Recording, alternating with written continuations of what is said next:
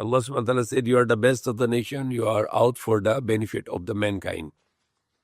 And also the Prophet Muhammad said, which I said yesterday in Masjid al-Grande, that the best among you are those who are beneficial to human beings. The best among you are those who are beneficial to human beings. So that it is the command of Allah, and it is also the Prophet advice. Islam command us, Islam teach us that we need to be beneficial to mankind. While ago I was watching a video on the Facebook, and I saw that there are lots of people who are caught in while they're going to America. And that's happening in the world today. The people are going to one country to other country looking for the livelihood. And it is not in the history before. Ngayon lang na because of the paper money, some paper money is very weak, and some paper money are very strong. Those paper money are very weak, like Pakistan or Philippines or India or Bangladesh or many other country. So they have to go around the world to look for the hanap buhay. Mahirap, okay? Because of the paper, your paper has no value. Who control this value? Not your money, not your economy control that, not your people control this. Somebody from the other place is controlling your paper money. That's why your paper money has a less value. Why? In America, if you work, you get $1, and $1 is equal to 57. But if you work in Philippines, you only get 1 peso. So why is there is injustice? Why there is no equality? There's supposed to be equality between the currencies. There should be equality. How the equality? When all the people of the world will be based on the gold. Gold is the standard. If you use the gold, there is no such thing of injustice. You see, look, the Philippines is one of the country. At least 10 million people are going around the world. At least 10 million people. Like only in Saudi Arabia, more than 1 million Filipinos are working. Dubai also, in America, in Europe, in Italy, in different part of the world. Why? Because the money of the Philippine peso is weak. So they have to go around to look for the stronger currency to bring. So they have to leave their families and they have to work abroad. And they have no choice because of the system of the world. It's supposed to be the equal currency. It's supposed to be the same currency. Like the time before there was no paper currency, all the currency were equal. And all the people were using two kind of currencies, gold and silver. Gold and silver. They are the standard, which is no one can fool you out. Nobody can fool you out. And then there is inflation. Where is inflation? Because of the paper money. The paper money is keep on depreciating. Your money was before 2 peso, $1. Then it become 4 peso, $1. Then 10 peso, $1. 21 peso, $1. Then now is 57 pesos, $1. The dollar is getting expensive. And because of your inflation, everything is getting expensive also. So what is the right way? If the people are going to work with, deal with the paper, not with the paper, with the gold and silver, there will be no injustices. There will be justice because of the gold and silver is the right way of dealing, buy and sell. Now the people in the world today, in some countries, they can get $2,000 salary, 2,000 euro salary. But if you get 2,000 peso in Philippines, it's no value. That's why the people are being enslaved by this paper money. In Africa nation, there are 30 plus nations in Africa. All of them are poor. Why? Because of the paper is not strong. So there is a paper how the people are forced to go around the world, look for the hanap buhay, look for the jobs. Sometimes they go with visa, sometimes they go without visa and be caught. There were last 2 months ago, there were one boat was drowned in some part of the world, and then 300 people were killed in that incident. So there is a part of slavery, enslaving people with financial system, enslaving people with the money. The money is being used as a instrument to enslave people. Paano gagawin tao nasa mundo na maging alipin? Through paper money, para yung pera na yung papel. And now the example, why the Middle East currency is strong? Because they have oil. So they have to sell the oil. So they have to stable that money. They have to stable their currency, the dirham of the Dubai or UAE or the Kuwaiti dinar or the Qatari dinar or Saudi riyal. Why? Because they produce the oil. So the oil must be stable for the people who are controlling the world, the Zionists and the other people. So they need to make stable the Middle East currency. So they can get the oil with stability, no changing. So that is the reason they stable the currency of Middle East. It's not that the Middle East people are working hard and their economy is strong because they work hard. No. The Filipinos are working more hard than the people in Middle East. The people of the Philippines are more hardworking than the people in the Middle East because Middle East people are not very hardworking. But because of the oil, their currency is being controlled and fixed. For example, in Saudi Arabia, how many years now the Saudi Arabian currency is 3.77, 3.75, 3.73, same, almost same. Until how many years? 56, 50 years since the oil is always continue to be stable. Why? Because they need to get oil. As long as the oil, they want to stable that currency. The currency is not controlled by ourselves. It is controlled by someone. You can keep on buy and sell the products, and one day your money will gone. Like example, what happened in Zimbabwe, what happened in Lebanon, what happened in other countries.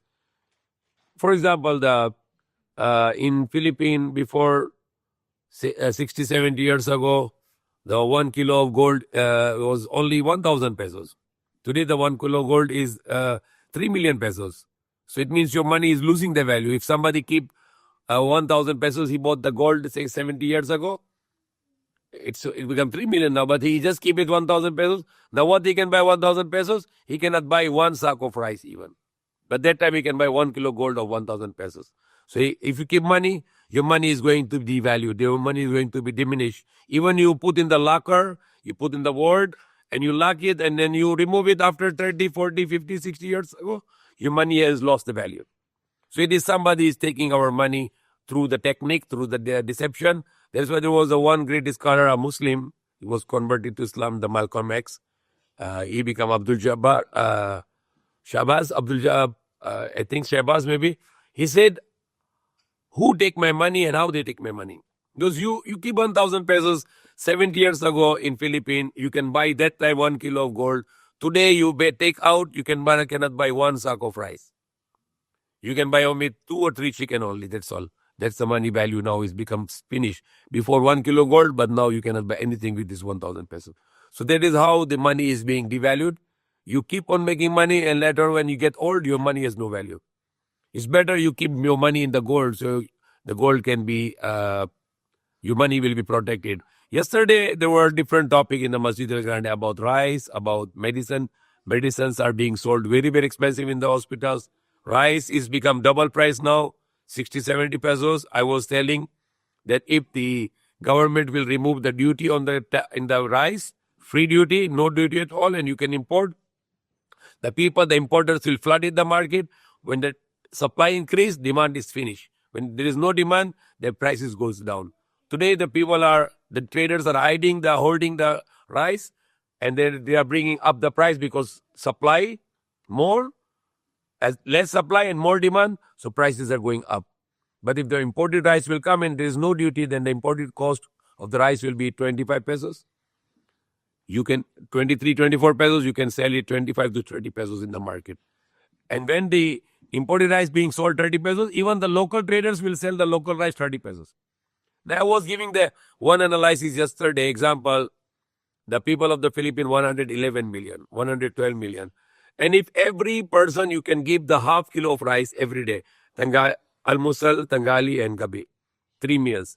And if every person eat half kilo rice, 500 grams of rice, kalating kilong bigas, and then he is going to kalating kilo bigas, 112 million people, it means it's going to be 56 million kilograms. 56 million kilograms. 56 million kilos na bigas isang araw na gamit. And then if you pay overprice of 30 pesos, that's a big money. You are going to lose a big, huge money every day. Okay? 56 million times 60 pesos. Supposed to be 30, the price, local and imported rice. Maximum 30, 25 to 30. So I was estimating that 1 year, the people of the Philippines will lose 500 billion pesos. Yung logi ng mga Pilipino na sa buong bansa, 500 billion pesos. And that 500 billion pesos will go to yung mga negosyante. Siguro mga 1,000 negosyante, yung mga benta ng bigas, the traders, Chinese, Filipino, and other traders. They are going to get your money, 500 billion pesos in 1 year because of the double price of the rice. If the rice will come, flood in the market, the demand goes down because of the oversupply, the prices will go down to 25 to 30 pesos. There are people who cannot afford the good rice. They have to buy the low quality rice because rice is very expensive, 60, 70 pesos. If this rice is 30 pesos, lahat ng mahirap kain ng magandang bigas. All the poor people of the Philippines, they can have a good rice at low price. They can save money every day. One poor family, they buy 4 kilo of rice, it's 120 pesos. Times 2, sorry. 60 pesos times 4, 240 pesos. And then the minimum wages are 620. Then you can bawas kaltas and then transportation and the food. So the person can very hardly bring 300 to 400 pesos. And if you buy the 4 kilo rice or 3 kilo rice, half of his salary is finished. Kalating sweldo wala na. Dahil sa 3 kilo bigas, almost 200 pesos. So that's a big problem for the people of the Philippines because of this high price of rice, and also everything is getting expensive. So that is also for us to do charity. The rich people, we should give more charity because Allah said if you give charity, the economy will get better. And you don't charge interest because interest can also destroy the economy.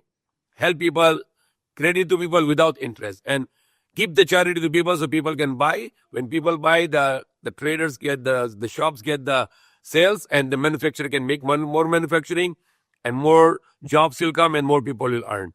So these are the ways we can help people because Allah commands us to help people of Philippines or anywhere in the world. It is our duty as a Muslim to help people of the Philippines and all around the world and to share our wealth. You can manage nothing, and then we can share the rice and medicines and whatever we can share with the people of the Philippines on all around the world. Everybody in the world, whoever need our help, we should help them for the sake of God Almighty Allah. May Allah guide us.